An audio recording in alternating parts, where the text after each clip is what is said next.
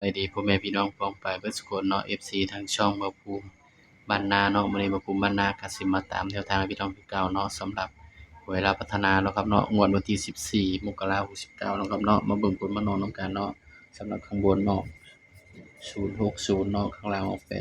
80สำหรับเด่นก็มาอยู่พี่น้องมา0แต่ว่าเจาะบ่เข้าเนาะนี่มาแต่0นี่พี่น้องนี่ใครเป็นสายรูดสายวิ่งก็คงสิปังเนาะพี่น้องเนาะสำหรับ0เนาะนี่ 0พี่น้องนะ03เนาะ80พี่น้องเอาแต่0เนาะสำหรับแนวทางเด่น3ตัวมา1ตัวเนาะก็มาแต่0ตัวเดียวเนาะครับเนาะ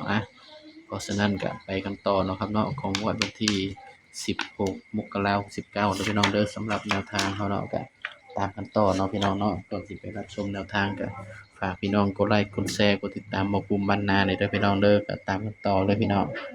16มกราคม69เนาะสำหรับ เวลาพัฒนานะครับเนาะ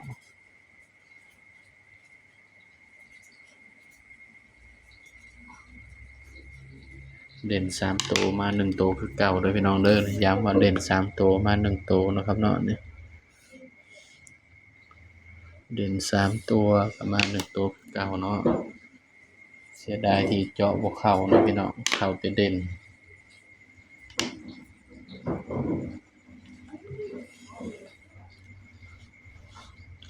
สำหรับงวดนี้เนาะได้เด่นเลขเรียงเด้อพี่น้องเด้องวดนี้ได้เด่นเรียงเด้อพี่น้องนี่1 2นี่เด่น1 2 3เลยเนาะสำหรับงวดนี้เนาะนี่ สำหรับเด่นก็ให้เด่นไปที่2กับ3เนาะพี่น้องเนาะเด่นเรียงเลยพี่น้องงวดนี้จับเด่นนำกันพี่น้องจับ1เนาะ14 15 16 24 25 26 34 35 36นี่เนาะพี่น้องเด่น3ตัวมา1ตัวเนาะสำหรับเด่นเบาหมักไปที่2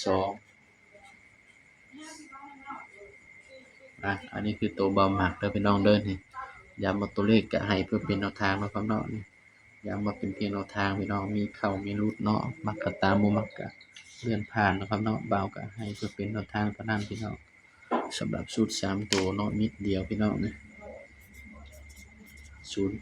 068เนาะครับเนาะนี่มักก็ตามเด้อพี่น้องเด้อบ่มักก็เลื่อนผ่านเนาะพี่น้องเนาะเบาก็ให้เพื่อเป็นแนวทางเท่านั้นพี่น้องย้ำว่าตัวเลขเป็นเพียงแนวทางเนาะมีเข้ามีหลุดไปมักก็ตามบ่มักก็เลื่อนผ่านเด้อพี่น้องเด้อสำหรับคลิปนี้เนาะบ่าวกับฝากไว้เพียงส่ำนี้เนาะอย่าลืมกดไลค์กดแชร์กดติดตามช่องบ่าวภูมิบ้านนาด้วยเด้อพี่น้องเด้อสำหรับคลิปนี้ก็สวัสดีครับ